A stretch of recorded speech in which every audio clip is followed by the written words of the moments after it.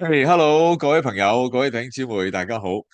今日嘅屬靈教室，好想同大家分享呢，喺復活節之前啊，有一個好重要嘅節日呢，原來同我哋嘅信仰呢都有好大嘅關係嚇。呢個節日呢，聖經裏邊有提到嘅嚇。但係我就唔知道呢係咪個個都知道呢個嘅意思嚇。呢個意思呢，就唔單止係一個猶太人嘅節日啦，亦都呢就同我哋基督徒嘅信仰好有關係嘅。我唔知你估唔估到係乜嘢節日啦嚇，咁我一開估啦嚇，呢個節日咧就叫做逾越節啦嚇，咁英文咧就叫做 Passover 啊，叫做 Passover。咁到底逾越節同我哋有啲咩嘅關係咧？同呢個耶穌基督嘅最後嘅晚餐有啲咩嘅關係咧？咁咧我就想喺今日咧去到我哋嘅一啲嘅 PowerPoint 嘅 presentation 裏邊嚇，同大家再仔細分享一下咧逾越節啊，到底對我哋嘅信仰咧嘅關係咧係啲咩嘢？好啦，我哋嚟到咧 PowerPoint 裏邊咧，就講下呢一個咧逾越節嘅意思啦喎嚇。咁到底乜嘢係逾越節咧？逾越節嘅意義又係啲咩嘢咧？咁樣嚇。咁我而家咧就逐啲咧就同大家詳細咧去分享一下啦嚇。我哋知道咧就約瑟啊嚇，佢做呢個埃及嘅宰相咧，就將佢爸爸雅各一家咧由當時饑荒嘅迦南地咧就接咗落去咧呢個埃及嘅歌珊地。因為約瑟佢係埃及嘅宰相啦，咁所以當時嘅法老咧就好器重佢，好重用佢嚇。於是見佢哇，即係揾翻阿爸啦，認翻啲阿哥啦咁樣啦嚇。於是就俾一個最富庶嘅地方，就係呢個叫歌珊喺北非嘅地方嚇。就俾佢哋咧永遠嘅長住。時間過得好快啦嚇，400年之後啊，就跟住有啲埃及嘅王咧就唔認識呢個約瑟同埋呢啲嘅以色列人啦，或者我哋叫希伯來人啦。於是佢哋就大舉咧就即係迫害佢哋啦，因為佢哋咧越嚟越強盛啊，越嚟越強壯啊，就佢哋都驚威脅到佢哋嘅存在啦咁嚇。咁結果咧就即係迫害呢啲嘅希伯來人，而摩西咧亦都喺呢一個嘅即係佢大受迫害嘅裏邊咧出生咧同埋成長。咁摩西咧嘅故事大家都好熟悉㗎啦即係你睇呢個電影埃及王子啊等等，你會知道啦。佢原本咧有40年咧喺埃及咧就做王子，因為呢個殺人嘅事件咧，就結果就被逼逃難去到曠野啦，係嘛？後來咧上帝就呼召佢啦嚇。摩西去到有40年喺埃及做王子之後咧，有40年咧就喺呢個即係曠野裏邊咧做牧羊人啦。後來就佢80歲嘅時候咧，上帝就呼召佢就入到去呢個即係埃及裏邊咧，就再帶以色列人咧就出埃及咁樣嚇。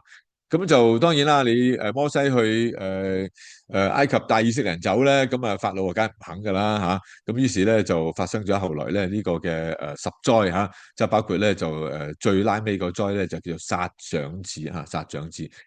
上帝又點樣帶以色列人咧喺呢一個即係殺長子嘅呢一個嘅即係災害裏邊以色列人就冇被害亦都咧係能夠成功嘅離開埃及咧咁樣樣呢個咧就我哋跟住落嚟就會講噶啦但係而家咧就先睇一睇咧聖經裏邊咧就咁樣講喎。希伯來書第9章呢個19到25節咧我讀俾大家聽聖經就話咧就因為摩西當日照住律法將各樣誡命就傳俾眾百姓就攞咧呢個咧就朱紅嘅呢個嘅絨啦同埋咧呢個嘅牛膝草咧，就將牛犢咧同埋山羊嘅血同埋水就灑喺書上，又灑喺眾百姓嘅身上，就咁樣講啦。佢就話嗱，呢啲血咧就係神同你哋立約嘅憑據佢又照住呢個咧就將呢啲血咧就灑喺帳幕上邊同埋各樣嘅器皿上邊，就按住律法。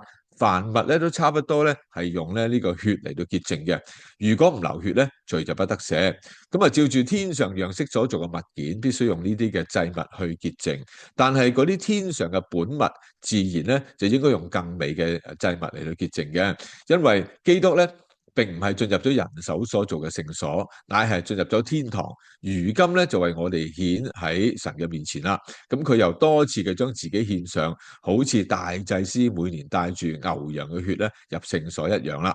呢段經文咧係新約希伯來書，即係希伯來書嘅作者就寫俾當時嘅猶太人咧就係睇嘅。大家知道咧猶太人就好熟悉聖經啊嘛，係咪？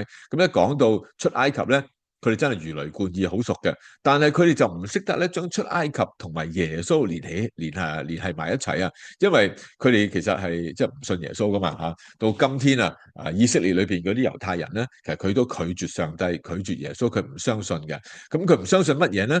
就係唔相信耶穌就係嗰個彌賽亞，耶穌就係救主。但係而希伯來書嘅作者佢就好刻意啊，就利用呢一個出埃及嘅事件嚇，同耶穌就連結埋一齊咯嚇。例如聖經裏邊咧都有咁樣提嘅，佢就話咧，若不流血啊，罪就不得赦。即係話如果要赦罪咧，就要流血啦。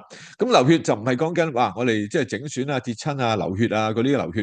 流血其實咧就係解咧就係要死即係要冇命即係要被殺戮等等咁就當時咧。就摩西咧就同咧猶太人講啦，佢就話咧我哋咧每家每戶咧都要攞呢啲嘅羊殺咗佢，然後咧就將個血咧就搽喺呢個門楣上邊等陣間我哋會講噶啦咁咧用牛膝草就將佢搽喺呢一個嘅門楣嘅上邊然後仲要灑血添因為咧咁樣做咧係要 fulfill 一個好重要嘅一個屬靈嘅法則就係若不流血咧，罪就不得赦。嗱呢度仲有一個咧好正嘅觀念就好多人都會忽略嘅，就係用藍色字咧又 highlight 咗嘅，就係話咧天上樣式所做嘅物件咁呢度提到咩咧？就係呢個會幕裏邊咧，當時咧以色列人咧所整好多器具係咪？例如有金燈台有呢個陳設餅台仲有好多等等呢啲咁嘅器具啦咁聖經就話咧。佢話咧天上嘅本物即係咩意思啊？即係話地上所整嘅原來咧係一個仿製品嚟嘅啫，即係例如金燈台咁樣咧上帝係巨細無遺嘅咁樣咧，將呢個金燈台嘅樣size大細雕花各樣嘅嘢咧形容出嚟，就叫摩西整翻一個咁樣嘅嘢。點解咧？就要讓人知道原來喺天堂上邊咧係有個實物㗎。地上咧都要整個仿製品出嚟咧，去表達天上嘅樣式原來係咁樣嘅意思嘅。哇！呢個咧即係如果你認識咩叫天地相連點樣咩叫屬靈爭戰原來地上我哋所見嘅係天上嘅影兒嚟嘅啫，地上所有嘅呢個物件係天上嘅仿製品嚟嘅啫。哇！呢樣嘢就真係正到不得了啦，係咪好啦，我哋講翻若不流血，罪就不得赦。好啦，咁如果要流血，流啲乜嘢嘅血流邊個嗰啲嘅血嗱，當時就用羊嚟到獻祭咯。咁點解有呢一樣嘢嗱，都係同呢一個即係十災上帝要殺埃及人嘅長子有關嘅好啦，咁經文嚟咯喎，聖經咧就喺出埃及記第28章呢度提到咧，就係話咧，各人都要咧攞一隻羊係一家一隻，如果你食唔晒咧，就要同隔離屋一齊咧就食一隻啦好啦，嗰隻羊仲要咧有條件嘅就係冇殘疾1歲嘅公羊咁喺黃昏嘅時間咧就全部要食晒佢啦咁就要攞啲血啦頭先提過咧就搽喺呢個門框上同門楣上邊啦，羊肉就要用火嚟到燒咁就同埋無酵餅同苦菜一齊食咁嚟到去過呢個逾越節。係冇什麼為之逾越節㗎，係做咗呢樣嘢之後佢哋先至知道原來咁樣咧就所謂叫逾越節啦。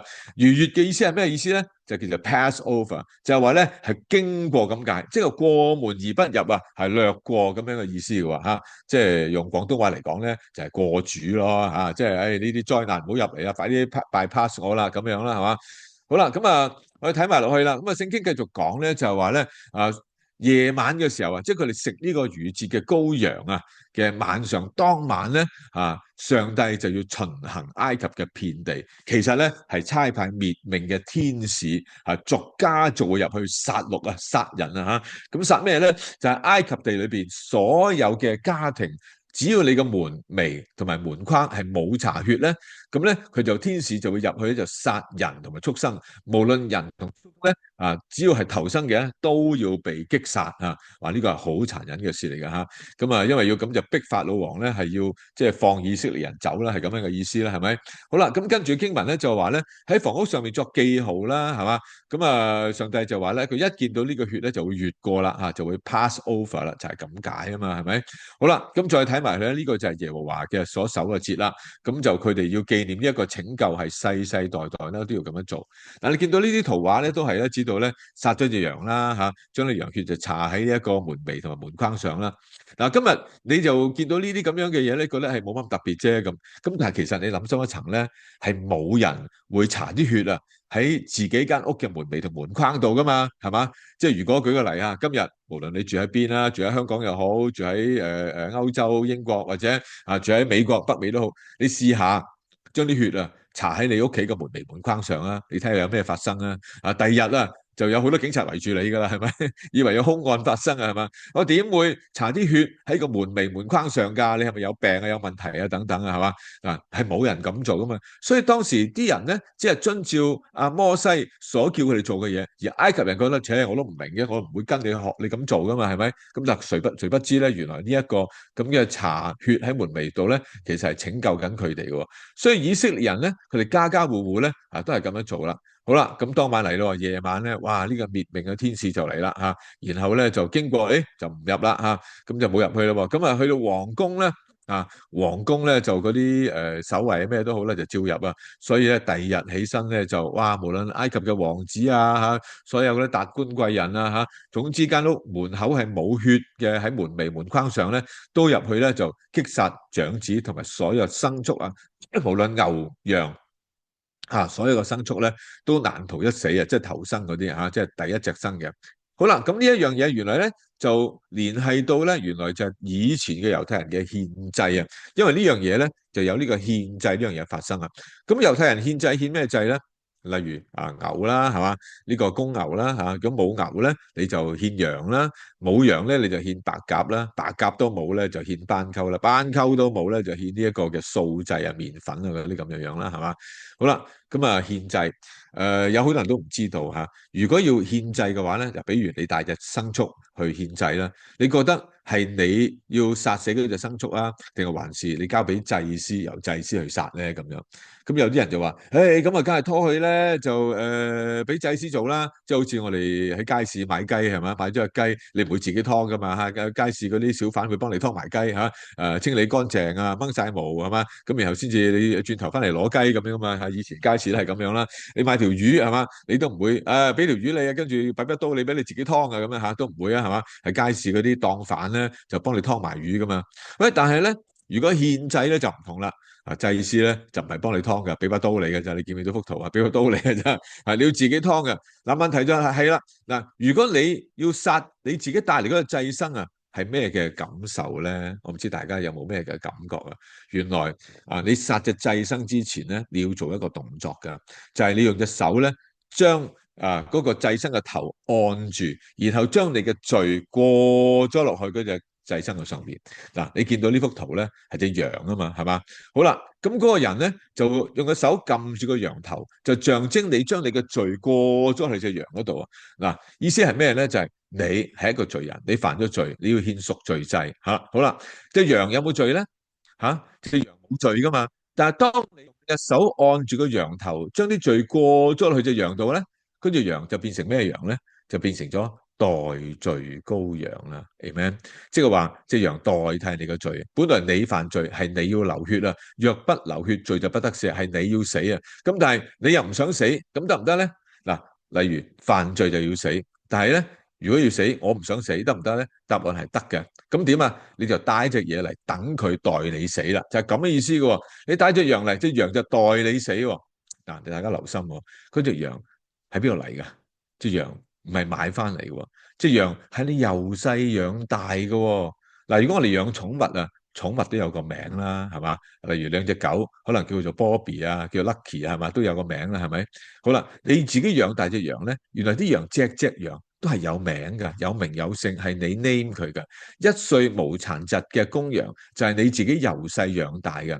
咁你忍唔忍心？你由細養大嘅羊係因為你自己做錯嘢，你自己犯罪而你犧牲咗佢，佢代你去死啊？係嘛？嗱，你知啦，如果你有養寵物嘅，即係好似我養貓咁啦，係嘛？隻貓如果我要親手劏咗隻貓，我犯罪要死咗隻貓嘅話咧，咁我都即係會有啲嘅即係猶豫啦，係嘛？哇！我寧願我死好過啦，因為點解咧？即係隻貓就好似我個仔咁樣啊嘛，係咪？我點會忍心將我個仔殺死咧？即係如果我要死人嘅話咧，我寧願我死我自己，我都唔忍心咧就死咗我個仔咯，係咪？咁呢個咧就係一個即係大家都會感受到呢一種嘅身同嘅感受咯。所以咧即係如果你要自己親自殺死咧，你自己養大嘅嗰隻羊啊，咁你係咪覺得即係好唔忍心咧？因為你嘅罪，因為你自己嘅問題，你要死咗佢喎，你要犧牲咗佢喎。咁呢個對佢嚟講都係一個即係好無辜噶嘛，係咪？啊，咁原來事情咧就係咁樣啊。耶穌基督就係嗰隻咧，因為我哋犯罪而佢犧牲咗嘅嗰隻羊啦。因為我哋犯罪，其實耶穌無辜噶嘛，佢就變成咗嗰隻代罪嘅羔羊啦。嚇，好啦，咁啊，所以咧，逾越節如果你唔聯繫到耶穌嘅話咧，純粹都係紀念以色列人咧，佢哋喺出埃及嘅時候，佢哋被拯救，因為第十災呢個咁嚴重嘅一個殺長子，所以法老唔能夠唔放人啦，係咪？咁但係如果聯繫到逾越節嘅時候，呢個有另外一番嘅感受同埋意義啦。如果耶穌就係嗰隻為我哋犧牲嘅羊，咁你有啲咩嘅感受咧？好啦，咁啊再講到呢個耶穌嘅最後晚餐喎。大家都知道耶穌釘十字架係最後晚餐啊，佢喺呢一個嘅馬可樓裏邊咧分派俾門徒呢個晚餐之後，佢就去客西馬尼園啦，最後就喺嗰度咧就俾猶大出賣嚇，然後啲士兵就走嚟捉拿耶穌，咁跟住佢就即係要被鞭打，後來就釘喺十字架上邊。咁但係呢個最後晚餐咧，嗱我哋傳統上見到呢幅圖咧，就係阿達文西啊，佢中世紀嘅時候佢所畫嘅一幅嘅圖畫嚟噶嘛。咁當然啦，呢幅畫咧好出名啦。咁大家又知唔知道咧？原來真係嗰個嘅最後晚餐咧就唔係咁樣嘅喎。所以呢幅圖咧我就整個 wrong 字啦嚇。其實就呢個係達文西自己佢想像出嚟嘅啫，真係嘅最後晚餐啊就唔係咁樣嘅。好啦，咁啊點樣樣嘅咧？就係咁樣樣嘅。咁原來咧就有一個我哋叫 U 型台嚇，咁啲人就坐晒喺個台嘅外圍咁樣嘅嚇。咁問題就嚟啦，如果咁樣坐法嘅時候，咁耶穌坐邊度咧？耶穌係咪就坐中間咧？嗱，我再睇多一幅圖咧，就更加正確嘅圖啦嚇，就係咁樣樣噶啦喎嚇。好，咁啊呢幅咧就係我當年啊，我諗都有20年前到啦嚇，就係我去以色列嘅時候咧，係一個叫聖地研究院啊嗰度買嘅一幅嘅圖啦。咁裏邊咧就好清晰咧，就即係講咗最後晚餐係咁樣坐嘅。嗱，你見到咧，佢哋係唔係坐嘅？佢係攤喺度食嘅。點解咧？因為咧，佢哋喺埃及地嘅猶太人咧就為奴啊嘛，咁所以咧佢逾越節咧就慶祝佢哋得拯救啊嘛，係咪？咁所以咧就好似皇帝咁樣啦嚇。咁皇帝咧原來都食得幾辛苦啊，皇帝食嘢嚇，原來要攤喺度食嘅，瞓喺度食嘅嚇。皇帝係咁食嘢嘅喎，你挨喺度啊，打側身啊，咁樣挨喺度嚇。好啦，咁挨喺度嘅時候。佢哋咁樣食法啦，你見到啲食物咧就係擺喺台面，同埋擺喺嗰個 U 型台嘅裏邊嘅範圍啊，即係裏邊就擺啲即係可能係即係擺唔晒嘅嘢擺喺度啦。咁嗰啲下人啊、工人啊、僕人啊就會喺進入嗰個 U 型台中間嗰度咧，就攞啲食物嚟到供應咧台面上邊嗰啲客人噶啦，咁樣食法嘅嚇。咁啊呢個逾節晚餐如果咁樣食嘅時候，咦咁邊個坐咩位咧？耶穌又坐邊度咧？好啦，大家估唔估到啊？耶穌坐邊個位置咧？得啦，開估啦嚇，原來就係坐中間呢個側邊啊，唔係中間嚇，呢個咧係第二個位嚇，應該由右邊數過去左邊咧就第二個位，耶穌咧就係坐呢個位噶啦。好啦，咁耶穌坐呢個位，咁其他人坐咩位啊？咁原來耶穌前邊嗰個咧就叫做嘉賓位喎嚇。咁你嘉賓位嘅意思係咩嘢咧？意思就係話，如果有客人嚟到嘅時候啦。咁咧就呢個就係上賓位啦，咁主人家咧就係呢個第二個位置嚟嘅嚇。咁如果上賓位有呢個位置嘅時候咧，咁我哋就會睇到啦啊，其實咧即係重要性啊，就係由右邊一路數過去，去到最拉尾嗰個位咧，就為之最唔重要啦嚇。好啦，最拉尾個位咁邊個坐咧？原來咧就係彼得坐喎嚇。彼得點解坐呢個位咧？因為彼得咧就成日都爭大爭細噶嘛，係咪？咁所以咧，佢就特登坐呢個就最細嗰個位，就等阿耶穌咧就叫佢坐上嚟嗰個嘉賓位喎。咁啊，耶穌咧就見到佢，喂，咁你都咁謙卑啦，你坐最細個位啦，咁我咪由得你繼續謙卑坐最細個位咯，係嘛？咁啊，佢就特登唔叫佢上嚟喎。咁啊，耶穌就會俾邊個坐咗嗰個最重要個嘉賓位咧？原來就係耶穌最愛嗰個門徒啦。呢個咧係邊個咧？原來就係約翰咁樣喎嚇。好啦，咁啊解釋到咧點解約翰咧就成日咧就躺喺耶穌個胸膛啊？因為佢同耶穌講嘢咧就打側身，佢就話阿耶穌啊咁樣嚇，咁咪即係躺喺個胸膛咯嚇，咪特登咁做嘅。好啦，咁仲有一個好重要嘅人咧，就猶大啦。咁猶大咧原來就坐喺耶穌咧就即係後邊啊。點解咧？原來猶大咧就係管錢嘅嚇，咁啊耶穌嗌佢做嘢啊，叫佢買嘢咧就容易啲，咁啊唔使嗌過對面台啊嘛，係咪？但係當我哋明白一個咁樣嘅坐位嘅時候咧，我哋就更加明白咧以下一啲嘅經文嘅解釋啦。嗱，第一點就係話咧，耶穌話：誒，同我食飯嘅人咧，有人用腳踢我啊，咁我哋就明啦，得一個人踢到耶穌嘅啫嘛，係邊個啊？咪梗係坐喺後邊嗰個猶大啦。咁唔通對面嗰啲人啊，彼得嗰啲起飛腳過嚟踢佢咩？咁啊做唔到噶嘛，只係得一個人踢嘅啫嘛，嗰個就係猶大咯，咁樣係嘛？好啦，第二咧就係耶穌指出喺門徒當中有人要賣我啊，咁啊，哇！啲人就起哄啦，啊邊個咁，其實耶穌講唔係咁大聲嘅啫，細細聲講，可能淨係得阿約翰聽到嘅啫，係嘛？咁所以咧就對面嗰啲人咧應該顧住自己傾偈咧，係聽唔到嘅啊。好啦，第三啦。約翰佢點解側身挨近耶穌咧？就頭先講過啦嚇，佢側身挨近耶穌嘅懷裏，因為佢要同耶穌講嘢咧，佢一定係瞓低啊，又同耶穌講耶穌啊，咁咪夾喺佢心口度咯，係嘛？第四，彼得就問約翰啦嚇，有人要賣耶穌，邊個咁嚇？咁其實咧，彼得咧係示意對面嗰個約翰啊嘛，係咪？咁其實就唔係個個都聽到嘅。好啦，約翰又問耶穌喂耶穌啊，咁到底係邊個啊？咁跟住耶穌開估啦喎，耶穌開估仲有趣嚇，即係話嗱，我咧就用隻餅咧就擺喺個酒裏邊遞俾邊個，邊個就係啦咁樣啊嘛，係咪？好啦，咁耶穌將個餅擺喺酒裏邊遞俾邊個？唔通遞俾對面岸咩？咁啊，梗係隔離嗰個啦，係咪嚇？咁其實當時啲人知道咧，都唔敢有啲咩反應嘅喎同席嘅人咧，點解唔知道耶穌嘅意思咧？因為其實大家都即係喺度，第一就顧住傾偈，同隔離嗰人講嘢啦，咁食緊嘢都冇留心啦。即係好多咁樣嘅原因啦。如果我哋唔知道個坐位咧，就真係蒙叉叉嘅，係嘛？好啦，咁啊大致上咧，佢哋有啲咁樣嘅坐位啦。呢幅圖都係啦嚇，即係喺右手邊第二個咧就係着白衫褸住個白頭巾嗰個咧，應該就係描述耶穌啦等等。咁啊個人都顧住自己傾偈啊嘛，係咪？咁邊度耶穌講嘢，邊度咁清楚啊？咁啊最側邊個阿彼得就問：約翰係邊個啊？咁啊嚇，你留意到佢咧，望住佢啦。咁其實大家就算知道又如何啊？耶穌又同隔離嗰人講啦，嗰個猶大啊，你要做嘅嘢去做啦。咁猶大咪起身出去賣主咯。啲人就以為啊，耶穌嗌佢去買嘢啊，係咪啊？咁啊，呢個就係當時有啲人嘅睇法啦。好啦，耶穌咧就喺猶大行開咗之後咧，就 break the bread 就正式咧就叫啲人咧嗱，日後你哋要紀念我咧，你哋就要做呢樣嘢啦。呢個就係我個身體為你哋而寫嘅。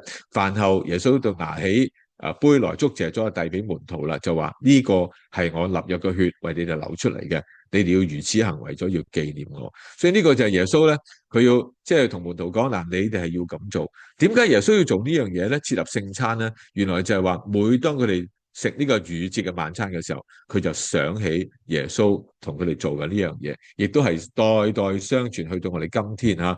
當然我哋唔係話好似當時食呢個逾節晚餐啦。咁但係我哋都係紀念相同嘅意思咯，係咪？好啦，咁啊喺我而家嘅教會咧，就擺翻一台咁樣嘅出嚟噶咯嚇，就食翻當年咧，即係耶穌喺逾節晚餐裏面所食嘅嘢啦，就包括有咩咧？有呢個羊肉啦嚇，有呢個葡萄酒啦嚇，有雞蛋啦，有苦菜啦，有各樣嘅嘢，有呢個 cinnamon 啊呢個嘅醬啦等等嚇。咁猶太人咧，而家咧佢就唔真係食肉嘅，佢哋食呢個羊骨嘅啫。佢就取其意義咧，就紀念耶穌咁樣樣嚇。咁但係咧，如果我哋咁食咧，我都真係食得飽喎。原來即係一圍台大家坐喺度咧，就瞓低嚟食啦。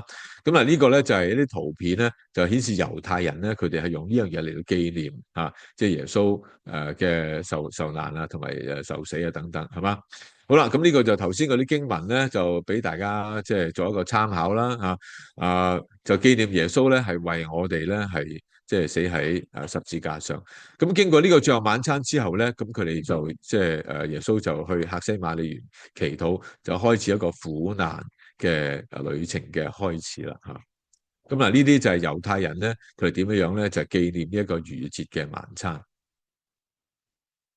最重要就係我哋知道，原來搽喺門楣上嘅血，呢個係羊血，但係耶穌就係嗰個逾節嘅羔羊，係呢個代罪嘅羔羊，係被殺嘅羔羊。各位朋友，各位弟兄姊妹，復活節雖然係經過咗，但係你有啲咩嘅感想呢？會唔會都係無動於衷呢？會唔會覺得呢個即係耶穌都係即係個十字架都係好普通啫咁？定係還是哇？係講得笑啊！原來呢一個係一個超級嘅苦難。耶穌釘十字架其實係唔使打嘅，大家知道嘛？係咁齋釘嘅咋。點解耶穌要打呢？就因為彼拉多刻意係要將耶穌鞭打，將佢打到不似人形、血肉模糊，然後同猶太人講：唉，你睇下，我都打到佢咁樣啦，你放咗佢啦。但係猶太人仍堅持要放喺嗰個強盜叫做巴拉巴，而唔願意咧係釋放耶穌啊，因為佢哋覺得耶穌好似呃咗佢啊。點解呃咗佢咧？佢哋以為耶穌係好似摩西咁帶佢哋咧，即係離開埃及咁樣要推翻羅馬政府，但係耶穌卻係將天國嘅道理帶嚟人間，並唔係將地上嘅政權嚟到改變啊。所以我哋睇到呢個就係逾越節嗰個最重要嘅意義，就係耶穌為我哋釘喺十字架上，為我哋流出寶血，為我哋死，並且從死裏復活。所以我哋喺紀念復活節嘅意義嘅時候，我哋就先思想一下，到底逾越節同埋耶穌嘅受苦對我哋嘅意義，大家又明唔明白呢？嗱，今日我咁樣講完之後，大家印象又會唔會再深刻咗一啲呢？嗱，好啦，到我哋咧睇完片翻嚟咯。嗱，我大約咧就講解咗逾越節啦嘅意義啦，同埋同我哋嘅信仰同耶穌基督嘅最後嘅晚餐嘅意義又係啲咩嘢？嗱，我好希望咧今日我所分享嘅，大家喺心靈裏邊咧真係有一啲嘅感受，並且能夠將呢啲感受化為我哋嘅行動。因為耶穌基督最重要嘅係要我哋學習一個基督嘅樣式，有耶穌基督嗰種嘅生命同埋佢嘅品格，同埋我哋最重要係我哋睇住耶穌嘅十字架，因為十字架係象徵住我哋整個人，係咪？咁所以我哋先喺慶祝復活節嘅時候，了解下到底逾越節同埋受苦節或者我哋耶穌嘅最後晚餐對我哋嘅意義咧，我哋成個人咧應該都唔同一啲，係嘛？好啦，嗱就今日同大家講呢個位講到呢度先啦。我有一次揾次就特別再講復活節同復活節嘅意義啦，好唔好嚇？好啦，如果你覺得我今日所講嘅能夠增加到你同神嘅關係，對你有幫助嘅時候，請你可以俾個 like 啊，或者咧你可以留言啦，你轉發啦，亦都希望我哋嘅生命係繼續嘅有成長，好唔好？好，再一次多謝大家嘅收睇嚇，咁我哋下一次再講相關嘅題目啦。今日同大家就分享到呢度，好唔好？好，拜拜。